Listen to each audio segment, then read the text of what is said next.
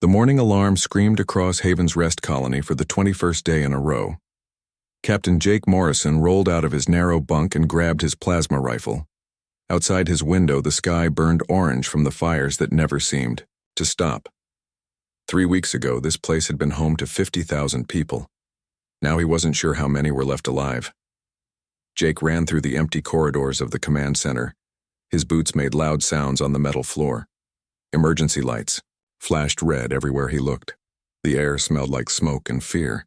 When he reached the main control room, Dr. Lisa Parker was already there. She looked tired. Everyone looked tired these days. "How many did we lose last night?" Jake asked. Lisa checked her data pad. Her hands were shaking a little. 47. In the eastern sector. The Vextar hit the water treatment plant. We're running out of clean water now. Jake closed his eyes for a moment. 47 more people. Good people who had come to this distant world to build a new life. Farmers, engineers, teachers, children. All of them were dead because of the monsters in the sky. The Vextar Empire had appeared 3 weeks ago without warning. Their massive ships blocked out the sun. They were bigger than anything Jake had ever seen, even during his years in the Earth Navy. The aliens inside those ships didn't want to talk or trade. They only wanted to destroy. Commander Alex Turner walked into the room. His uniform was torn and dirty. Blood stained his left sleeve. "The shield generators in Sector 7 are down," he said. "My teams can't get close enough to fix them. The Vextar have those spider tank things crawling all over the area." Jake nodded. The Vextar war machines looked like giant metal spiders, with too many legs and glowing red eyes. They moved fast and their weapons could cut through steel like paper. The colonists had mining equipment and some old defense guns, but nothing that could fight these monsters. "What about the evacuation tunnels?" Jake asked. "Still working on them," Alex said. "But we need more time. At least another week to get everyone to the deep shelters." "We don't have a week," Lisa said. She pointed at her screen. "Look at this." The screen showed pictures from their last working satellite. More Vextar ships were coming down from space. Hundreds of them. They looked like dark rain falling from the orange sky. Jake felt something cold in his stomach. He had fought in battles before, but never against odds like this. The Vextar had technology that was years ahead of anything humans had built. Their shields could stop any weapon the colonists owned. Their guns could punch holes through the colony's walls like they were made of cardboard. "Sir," a voice called from across the room. Lieutenant Ben Clark was sitting at the communications station. He was young, maybe 25, with brown hair and worried eyes. "I'm still getting nothing from the relay stations. The Vextar are jamming everything." Jake walked over to Ben's station. For 3 weeks, they had been trying to send a message to Earth. Any message. A call for help, a warning about the Vextar, anything. But the alien ships created a wall of interference that blocked all signals. "What about the old emergency beacon?" Jake asked. Ben shook his head. "Too weak. It might reach the nearest trading post, but that's only if the Vextar don't blow it up first." Suddenly, the building shook. Dust fell from the ceiling. Outside, they could hear the sound of explosions getting closer. Through the window, Jake saw bright flashes of light in the distance. The Eastern District was burning again. "They're moving faster than we thought," Alex said. He was looking at a tactical display. Red dots showed Vextar forces all around the colony. "At this rate, they'll reach the main settlement in 2 days." Jake stared at the map. 2 days. That wasn't enough time to get everyone to safety. It wasn't enough time to fix their weapons or build better defenses. It might not even be enough time to dig graves for all the people who were going to die. "There has to be something we can do," Lisa said. "Some way to get a message out." Ben looked up from his station. "Actually, there might be. We still have the scout ship in Hangar 3, the Falcon. She's fast and small. Maybe small enough to slip past their sensors." Jake felt a spark of hope. The Falcon was designed for long-range missions. She had good engines and decent shields. If someone could get her past the Vextar blockade, they might reach the communications relay at Wolf Station. "How long would it take to reach the relay?" Jake asked. 18 hours if everything goes right, Ben said.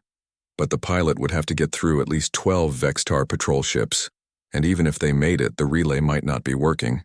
But it's a chance, Alex said. Jake looked around the room. Everyone was staring at him, waiting for his decision. Outside, the explosions were getting louder. Red lights flashed faster on every screen. Time was running out. Ben, prep the Falcon for launch, Jake said. Load her with every piece of communications equipment we have. If someone's going to make this run, they need the best possible chance of getting our message through.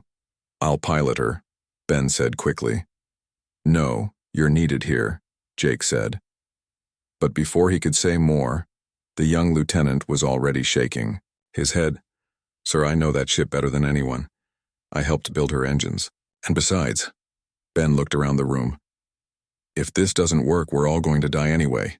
At least this way, Earth might know what happened to us. Jake wanted to argue, but he knew Ben was right. The Falcon was their last hope. Maybe their only hope. All right, Jake said. Get her ready, launch in 1 hour. As Ben ran from the room, Jake looked out the window again. The sky was getting darker. Soon the Vextar would come for them all. Admiral Kate Sullivan stood in the command center of Luna Station, staring at the message that had just arrived. The words on the screen made her blood run cold. Haven's rest colony was under attack. 50,000 people were trapped on a distant world, fighting for their lives against an alien enemy. The message was broken and hard to read. Parts of it were missing where the signal had been damaged. But the important parts were clear enough. The Vextar Empire had found humans. They were killing everyone they could find. How long ago did this message arrive? Kate asked. Commander Sam Rodriguez checked his datapad. He was a tall man with gray hair and serious eyes. 6 hours ago, Admiral. The relay station at Wolf 359 picked it up and sent it straight here. Kate nodded. 6 hours. That meant the colonists had been fighting alone for over 3 weeks. Every minute that passed meant more people were dying. She had to act fast. Call an emergency meeting of the Earth Defense Council, she said. Get me every ship captain who can reach Luna Station in the next 2 hours. And wake up General Marcus Reed. Tell him we need his Marines ready for immediate deployment. Sam rushed to carry out her orders. Kate turned back to the message and read it again. The words of Lieutenant Ben Clark, transmitted just before his ship was destroyed, painted a picture of desperate courage. The colonists were fighting with everything they had, but it wasn't enough. Kate had heard stories about the Vextar Empire from other alien species. They were conquerors who took everything and left nothing behind. 17 star systems had fallen to them in the past 10 years. Billions of people had died or been enslaved. Now they had found humanity. 2 hours later, the emergency meeting began. The main conference room was packed with ship captains, Marine officers, and government officials. Everyone looked worried. News of the attack had spread quickly through Earth's military. Ladies and gentlemen, Kate began, we have a crisis. One of our colonies is under attack by an alien empire called the Vextar. We estimate that 50,000 humans are currently trapped on the planet Haven's Rest. They have been fighting alone for 3 weeks. The room erupted in angry voices. Captain Danny Roberts of the battleship Thunderbolt slammed his fist on the table. How many ships do we need? My crew can be ready to leave in 6 hours. Hold on, said General Reed. He was a big man with scars on his face from old battles. We need to know what we're up against first. What kind of weapons do these Vextar have? How many ships? Kate activated the wall screen. It showed everything Earth's intelligence services knew about the Vextar. They use energy weapons and have strong shields. Their ships are bigger than ours, but we think our new plasma cannons can punch through their defenses. The problem is numbers. They might have 50 ships in that system. 50 ships? Captain Nicole Wright looked surprised. She commanded the heavy cruiser Defiant. Admiral, we'd need our entire fleet to fight that many enemies. Then that's what we'll send, Kate said firmly. I'm authorizing Operation Thunderstrike. We will deploy every available warship to Haven's Rest. This will be the largest fleet humanity has ever assembled. The room went quiet. Everyone understood what this meant. Earth was about to commit its entire military to save one colony. If they lost this battle, Earth itself might be defenseless. Are you sure about this, Admiral? Asked Colonel Steve Martinez. What if the Vextar attack Earth while our fleet is gone? Kate had thought about this. It was a big risk, but she also knew something else. If we let them destroy Haven's Rest, they'll think humans are weak. They'll attack other colonies, then Earth itself. We have to stop them now, before they get stronger. General Reed stood up. How many Marines can we take? 100,000, Kate said. Every dropship we have, plus the new orbital insertion pods. Your boys will hit the ground hard and fast. My boys will be ready, Reed said with a grin. The Vextar won't know what hit them. Over the next few hours, Luna Station became a hive of activity. Ships arrived from all over the solar system. The massive battleship Valiant, Kate's flagship, prepared for war. 12 other battleships joined it, along with 30 heavy cruisers and 50 destroyers. The carrier ships Hornet and Wasp loaded their fighter squadrons. In the Marine barracks, soldiers checked their new power armor. The suits were the most advanced ever built, with personal shields and weapons that could punch through tank armor. Lieutenant Colonel Amy Foster tested her Special Forces equipment. Her team would be the first to hit the ground. The weapons loading took all night. Quantum torpedoes, plasma missiles, and the new experimental railguns were loaded onto every ship. If the Vextar wanted a fight, humanity would give them one they would never forget. Captain Rodriguez walked through his ship, talking to the crew. The men and women of the Valiant were nervous but ready. Most of them had never fought aliens before, but they all knew what was at stake. Humans were dying on a distant world, and Earth was coming to save them. In the briefing room, Kate spoke to her fleet commanders one last time. The Vextar think they can attack our people and get away with it. They think we're too far away to help. They think we don't care about colonies on the edge of space. They're wrong. She pointed to a star map showing the route to Haven's Rest. We're going to show them what happens when you attack humans. We're going to show the entire galaxy that Earth protects its own, no matter how far they are from home. The fleet was ready. 194 ships, the largest force in human history, prepared to jump to hyperspace. On each ship, crews ran final checks on weapons and engines. Marines secured their gear and said quiet prayers. Kate looked out at the fleet from the bridge of the Valiant. So many ships, so many brave people ready to risk their lives for strangers on a distant world. This was what made humanity special. They never left anyone behind. All ships report ready, Admiral, Sam said. Kate took a deep breath. Send the message to all ships. Jump in 30 seconds. Around Luna Station, space began to twist and bend as 94 hyperspace drives activated at once. One by one, the ships disappeared into the void, racing toward Haven's Rest at faster than light speed.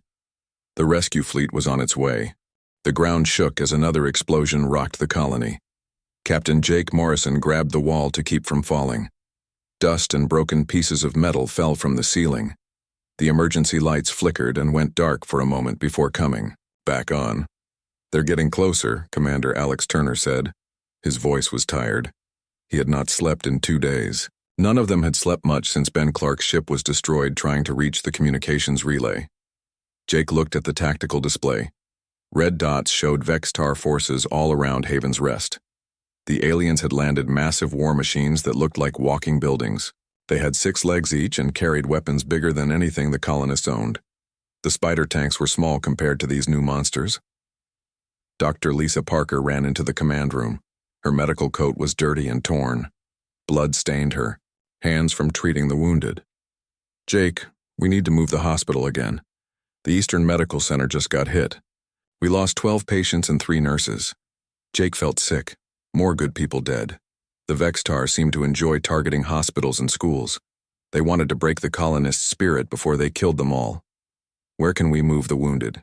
Jake asked. The main cavern system, Lisa said. It's the deepest part of the colony. The tunnels there are strong enough to survive anything except a direct hit. The colony had been built inside a mountain. The first settlers had dug deep tunnels for mining and storage. Now those tunnels were the only safe place left.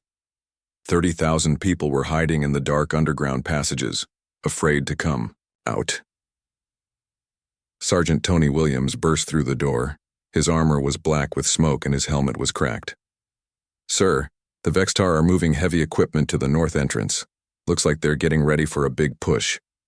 Jake studied the map. The north entrance was the main way into the underground tunnels. If the Vextar took that position, they could trap everyone inside. There would be nowhere left to run. How many men do we have left? Jake asked. Tony checked his list.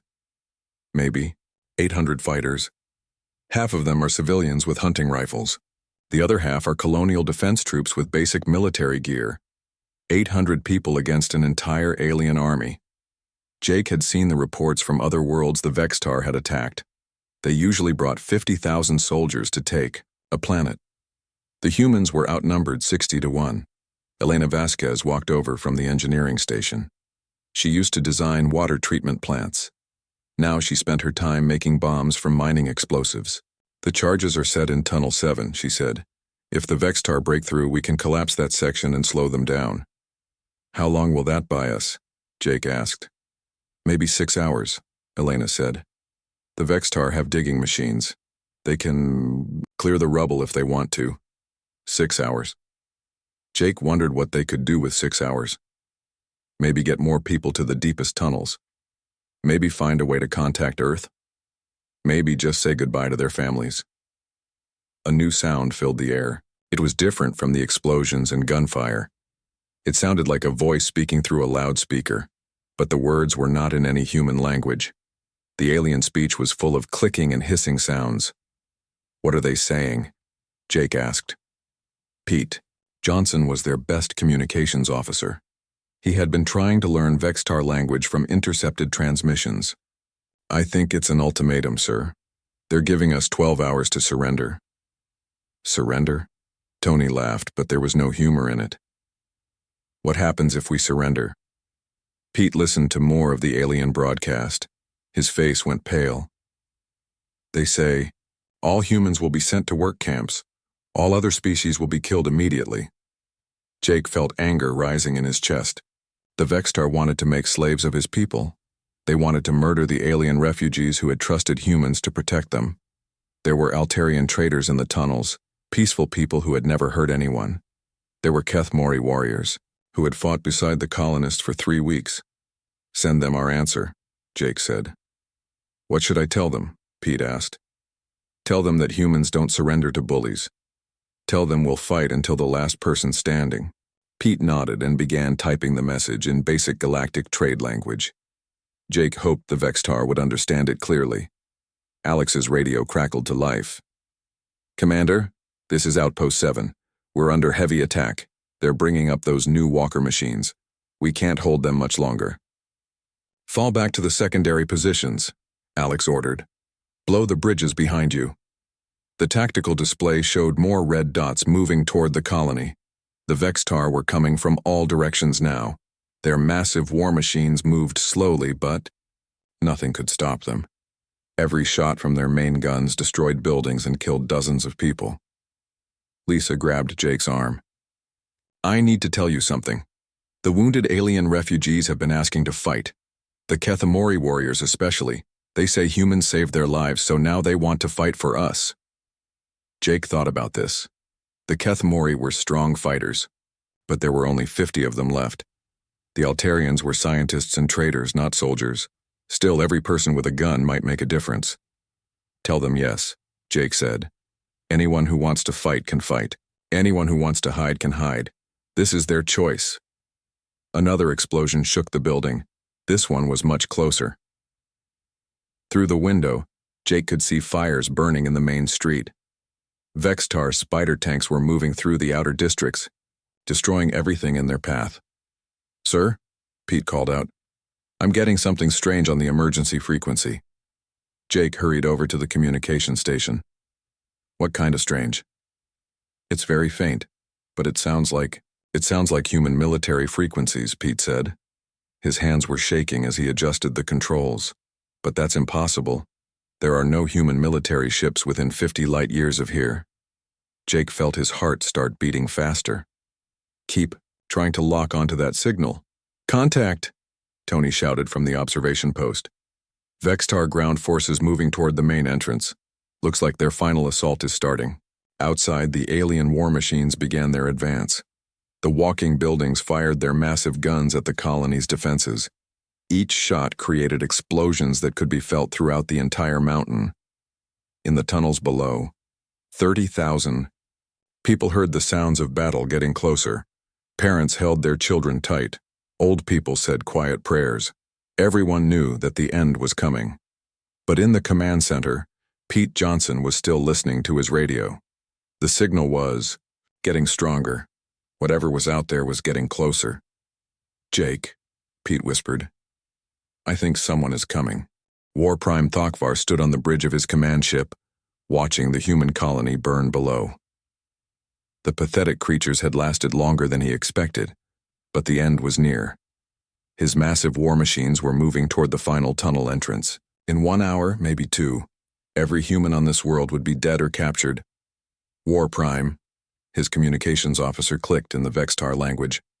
"The humans have sent a reply to our surrender demand." "What do they say?" Thokvar asked, his forearms folded behind his back. "They refuse to surrender. They say they will fight until the last person." Thokvar made a sound like laughter.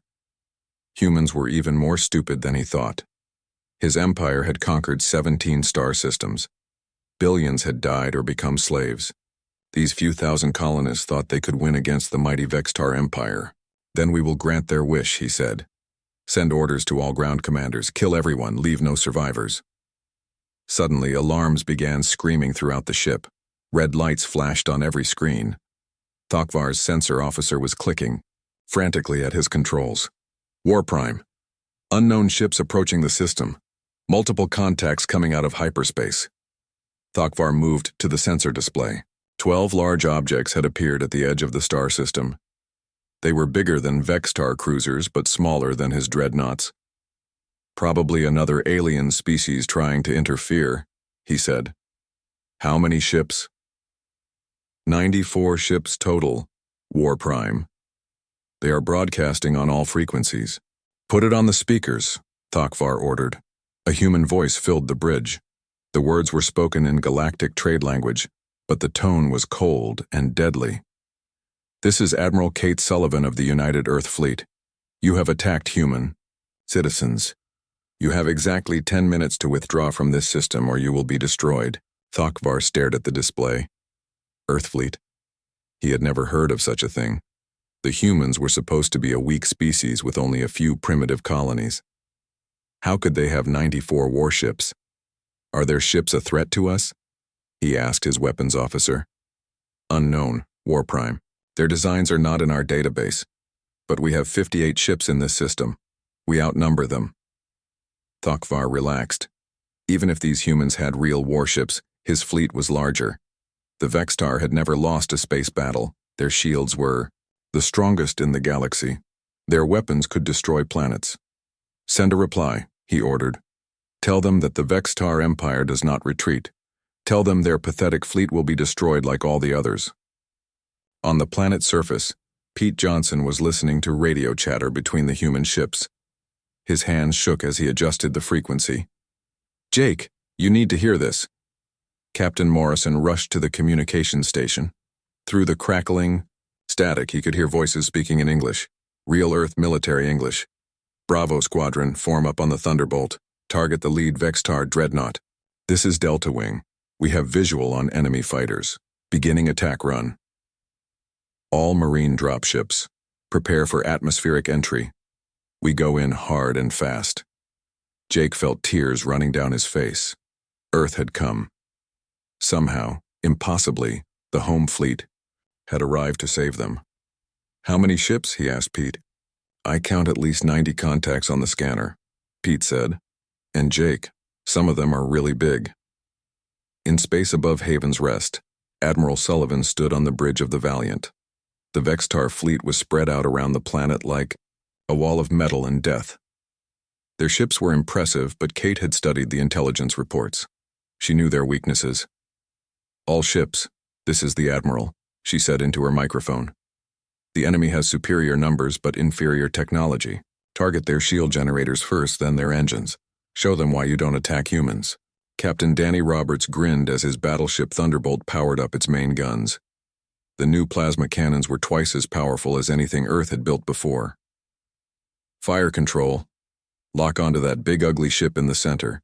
Let's see how tough Vextar armor really is. The first volley from the human fleet lit up space like a second sun.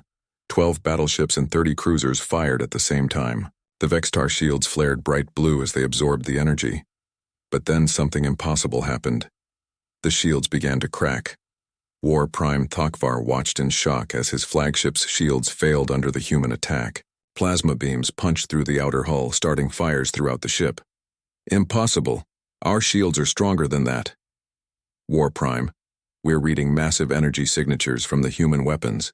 They're using some kind of enhanced plasma technology we've never seen before. Another human volley struck the Vextar fleet. This time 2 alien cruisers exploded completely. A third ship lost power and began drifting helplessly through space. Captain Nicole Wright commanded the heavy cruiser Defiant. She targeted a group of Vextar destroyers and fired her quantum torpedoes. The alien ships tried to dodge, but the torpedoes followed them like hunting dogs. When they hit, the explosions tore the destroyers apart. "This is impossible," Thokvar whispered. In 10 minutes of fighting, the humans had destroyed or crippled 20 Vextar ships. His Empire's fleet, which had never known defeat, was being torn apart by these unknown weapons. War Prime, the humans are launching small attack craft, hundreds of them. Commander Rick Stone led the first fighter wing down toward the planet. His pilots had trained for years to fight in space and atmosphere. Behind them came the Marine dropships carrying 100,000 soldiers in powered armor. General Marcus Reed checked his gear one last time as his ship entered the atmosphere. Through the window he could see Vextar war machines attacking the human colony. Huge walking fortresses with enough firepower to level cities. "Listen up, Marines," he spoke into his helmet radio. "Those people down there have been fighting, alone for 3 weeks. They've been waiting for us to come save them. Let's not disappoint them." The first drop pod slammed into the ground around Haven's Rest like meteors. Each pod contained 5 Marines in power armor. The armor was black, metal with glowing blue lights. It made each soldier look like a walking tank. Lieutenant Colonel Amy Foster kicked open her pod door and stepped onto alien soil. Her rifle charged up with a high-pitched whine. Around her, other Marines were doing the same thing. They had trained for this moment their whole lives. A Vextar spider tank spotted the landing zone and turned its weapons toward the humans. Before it could fire, Foster's rifle sent a plasma bolt through its main sensor. The alien machine exploded in a ball of orange fire. "First Marines are on the ground," she reported, beginning advance toward the colony.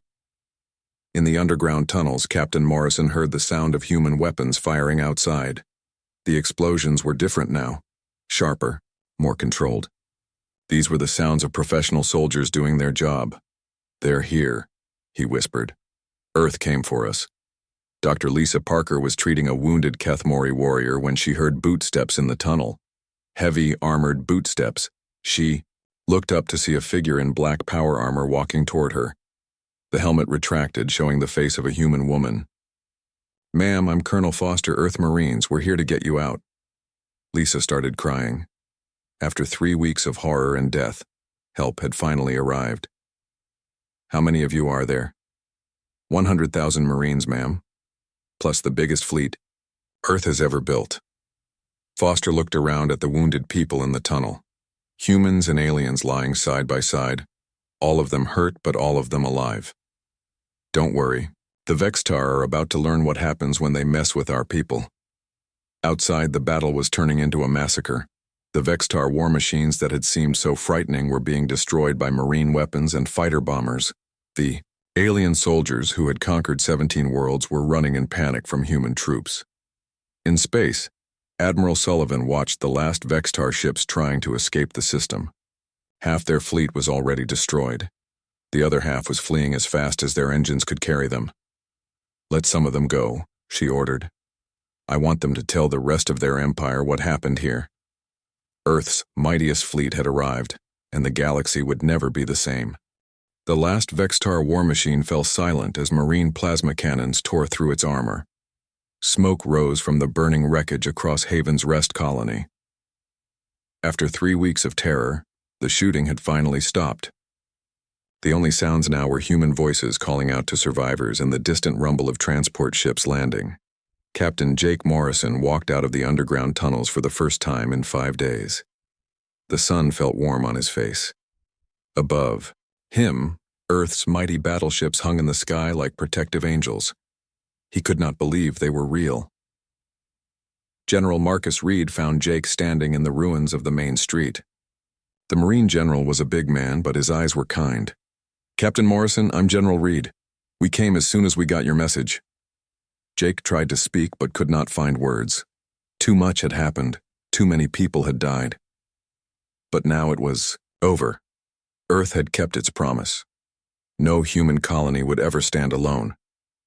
"How many survivors?" Reed asked gently. 31,000 humans, Jake said.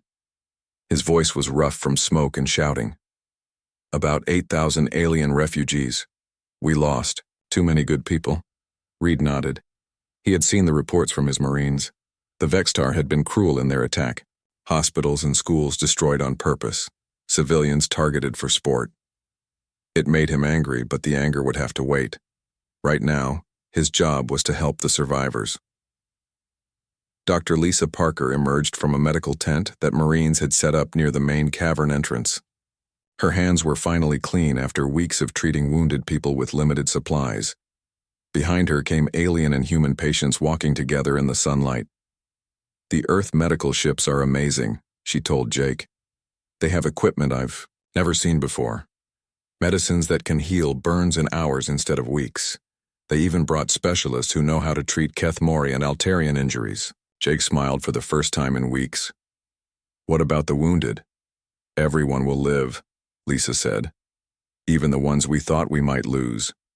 Earth's doctors are miracle workers." High above the planet, Admiral Kate Sullivan stood on the bridge of the Valiant, looking down at the world they had saved.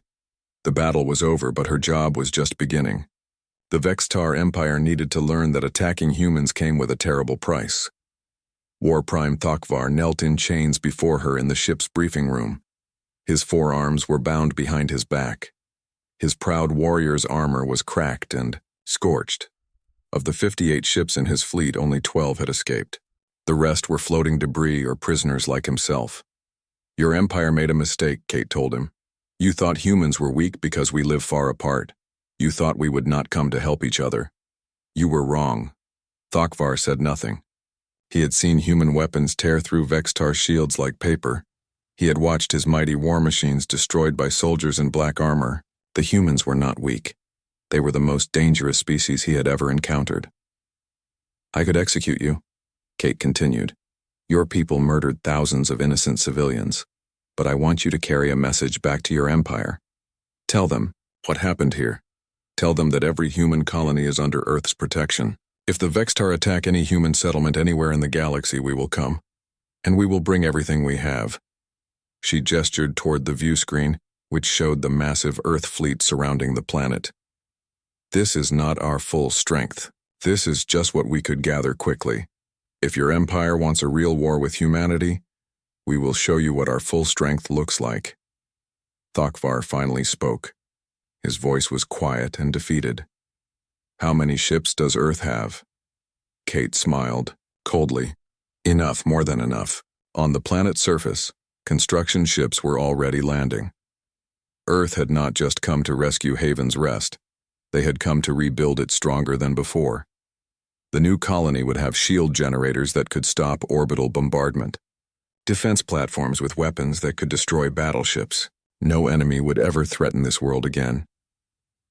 Captain Sam Rodriguez walked through the main settlement with Jake Morrison. The Earth Fleet commander was impressed by what he saw. Despite 3 weeks of hell, the colonists had never given up. Humans and aliens had fought together, protected each other, died for each other. "The Altarian Council wants to thank Earth personally," Jake told him. "Their people have never seen anything like this. An entire fleet crossing the galaxy to save strangers. They're not strangers," Sam said. "They're humans. And their alien friends are our friends too. That's how it works." Jake understood. This was what made humanity special. They did not abandon their people. They did not leave anyone behind. It did not matter how far away you were or how hopeless things looked. Earth would come for you. Ambassador Helen Clark arrived on the third day after the battle. She was a smart woman who had spent years dealing with alien governments. Her job was to make sure the galaxy understood what had happened at Haven's Rest. "The news is spreading fast," she told Admiral Sullivan. "Every species within 100 light-years has heard about the battle. Some of them are scared. They've never seen anyone defeat the Vextar so completely." "Good," Kate said. "Fear will keep them from making the same mistake. Others want to make treaties with us. The Regelian Trade Union wants protection agreements. The Centauri Republic is offering technology exchanges. Even the Andromedan Empire is asking for diplomatic talks." Kate nodded. The galaxy was changing. For years, the Vextar Empire had been the strongest military force in this part of space. Now everyone knew that humans were stronger. Earth would have to be careful about how it used this new power. Dr. Paul Anderson, the head of Earth's xenological research team, was studying Vexitar technology with Elena Vasquez and other colony engineers. The alien weapons were impressive, but they had weaknesses that human science could exploit. "Their shield technology is actually quite old," Paul explained to a group of Earth scientists. "They rely on brute force instead of innovation. Our new plasma systems cut through their defenses because they never adapted to newer weapon types." Elena laughed. "They got so used to winning that they stopped improving. Big mistake when you're fighting humans." 1 year later, Admiral Sullivan returned to Haven's Rest for the colony's Memorial Day ceremony. The settlement had been completely rebuilt. New buildings reached toward the sky. Parks and gardens covered the areas where battle had once raged. The population had grown to 80,000 as new colonists arrived from Earth and refugee species, sought sanctuary. Captain Morrison, now Governor Morrison, met her at the spaceport. He looked older but happier. The weight of command during the siege had marked him, but so had the pride of survival. "Any word from the Vextar Empire?" he asked as they walked toward the Memorial Plaza. "They've pulled back from 3 border systems," Kate said. "Our intelligence says they're having internal problems. Some of their member species are questioning why they follow a military that can't protect them from humans." They reached the memorial wall, where the names of everyone who died during the siege were carved in black stone. Humans and aliens together, remembered forever. Governor Morrison placed flowers at the base of the wall. "They died protecting this place," he said quietly. "They died believing that help would come." "They were right," Kate said. "Help did come, and it always will."